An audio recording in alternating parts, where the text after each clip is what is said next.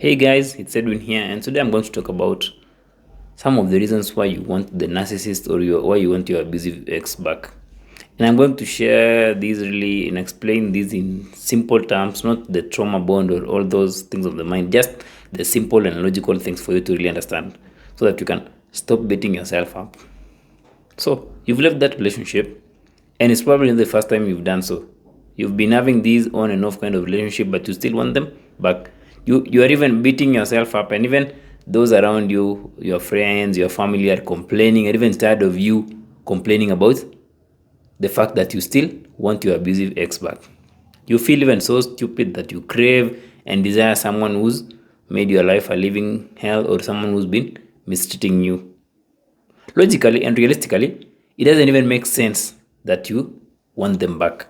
Like, they've done atrocious things to you, they have really damaged your life, but you still want them back. You may be checking your phone every hour or every minute to see if they've called you, or even stalking them on social media, and you can't stop yourself from doing it.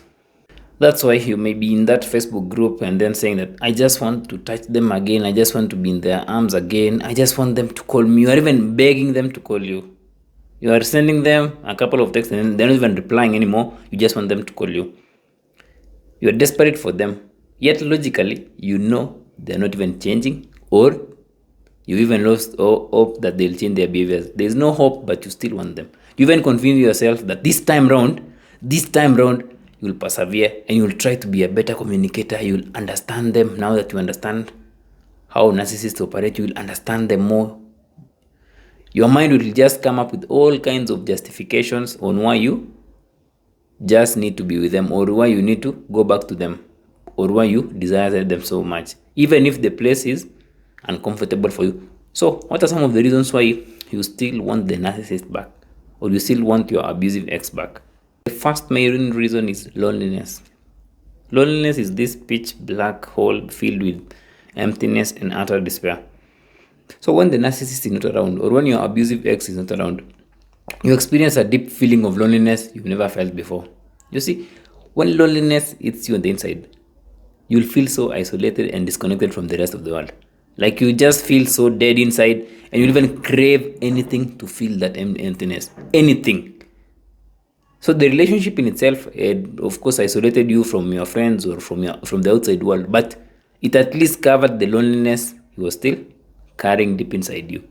As you were busy in that relationship, you were busy trying to satisfy their needs. You were busy trying to make them happy. You were busy walking on eggshells. And because of what you've been through in the past, you just feel so unworthy. You just feel so unlovable. And you just know that the only one who can ease this feeling of loneliness is your abusive ex. And when you are very lonely, anything is better than nothing. The first anything, of course, which will come to your mind is someone who you are used to, someone you are familiar with, which is your abusive ex. Because at least you know them. They are abusive, but at least you know them. You've been with them for a very long time. And now that's where now we go back to this saying of better the devil you know than the angel you don't know. And when we are lonely in life, and we've not yet embraced this loneliness, or we've not yet seen this loneliness as a challenge to overcome, we look for distractions so that it can at least ease the pain. But for someone who's been in a narcissistic relationship, they may not have these healthy distractions, because they spend most of their life or most of their time in that relationship just focusing on the abusive ex. You may have lost those hobbies, because hobbies sometimes provide a temporary bit of distraction, but you may have lost those hobbies, or you may have lost those interests in life because you are also traumatized. So you don't have anything to distract yourself from the loneliness. You just wish that you want just to go there, because this loneliness is something I can't stand. The other thing about this loneliness, it may long for a human touch. And the human touch which is most closest to you, which is the most easiest to go back to, is your abusive ex. That's why you may want them. I made a video in the past on how to overcome this loneliness, and I'll attach it in the description so that you can explore it further. Another point is, you may feel more painful than when you were in the relationship. This closer ties to that point of loneliness is when you've left the relationship, you are exposed. So the lack of the narcissist, or the lack of that abusive ex, is exposing all those emotional baggage you've been repressing in that relationship, which is quite painful.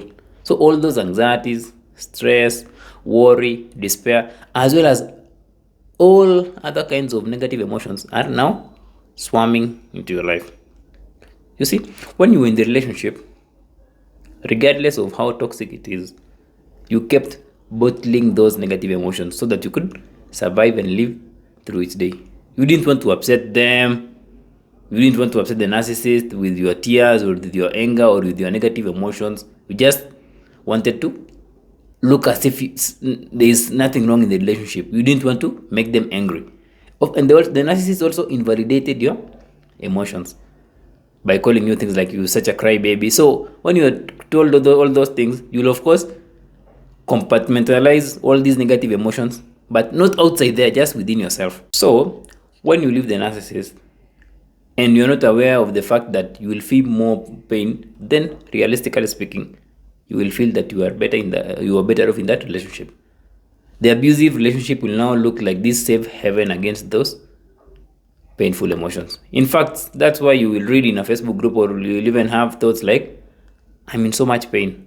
I was better off with the narcissist. These people lied to me that I will be better off if I leave the relationship. But now you are feeling much worse. So if you're not seeking any kind of help, or you're not even healing, you will want the narcissist back, because it is more of a band-aid to the painful feelings you are experiencing deep inside you.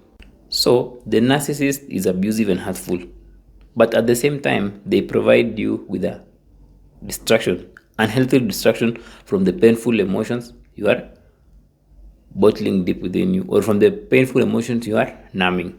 That's actually why people avoid healing or really going deeper, because the moment you start that pot of negative emotions, there's no going back till you fully process those emotions. That's why healing can be uncomfortable in the beginning, because it's now stirring the pot.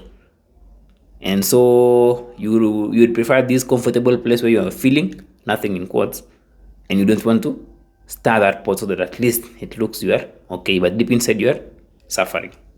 The last reason is going back may look convenient, or is the path of least resistance. So you may want to go back because it may realistically look as the best route for you depending on your current circumstances. This is more of the surface level kind of stuff, as I said before. So let's first admit that it's not easy to start over. It's not easy to look for another partner. It's not easy to go to court, to co-parent with a narcissist, to do the divorce process, to tell your friends and your parents that your marriage or relationship is over. Like, even after that expensive wedding. Like, to split the joint property. Your pride to look for a house, or to lose the investment you made in that relationship. It's generally not easy to lose the things with the relationship or the narcissist provided you with, either indirectly or directly. In fact, the feeling of investment in that relationship, not just the feeling, but the investment you've made in that relationship, is the reason why people stay much longer in an abusive relationship and ignore everything, even if the relationship is not working. Imagine you have a house together by the hills, you have kids, and kids want to be raised in this traditional family unit. Of course, you will feel obliged to stay. So if you have kids together and you don't even have your own money, or they are bullying you during the divorce process, you'd of course want them back just to avoid the hassle and the stresses of finalizing things with them. So if you just get them back, you'll be avoiding all those tough and tedious processes involved in settling the divorce process, or even co-parenting with them. Let's be honest, it's easy to parent with a narcissist when you are both under the same roof than when you are living separately. That's just a fact of life. Your kids will be asking you, hey mom, hey dad, where is mom, where is dad, and all those things. But when you are in the same roof and you are just persevering, you will feel that it's a bit easy, because you don't have to answer those complex questions. You don't have to talk about parental arrangement, which of course you will not agree with them. So it's easy. It may seem easy or less frustrating to just want them back, so that you can avoid all those things. You would feel that it's better for me to persevere than face all these painful, like probably not having even a cent in your pockets, and just live with them. At least they are providing for the family. That's what people mostly say. So in reality, it may look easy to want them back. It will offer this path of least resistance. It does not have many challenges when you look at it on the upper level. The absence of the narcissist or the absence of your abusive ex may have more challenges in your life presently than their presence. So that's why you may just want them back. I'm trying to explain this logically so that you can understand without linking up with, as I said before, with trauma bonds and all those codependency kind of things, so that at least you can understand that you're not stupid for wanting them back. And actually, it's still part of the healing process. You're not stupid or crazy for wanting them back. It may look so, but that's your current reality. Do not beat yourself up or wallow so much on the fact that you want them back, but instead focus on how you can deal with the pain you are feeling deep inside. Do not run away from those painful emotions any longer, because when you run away, you are still carrying them with you, and you are even piling more and more emotional baggage. When you run with them.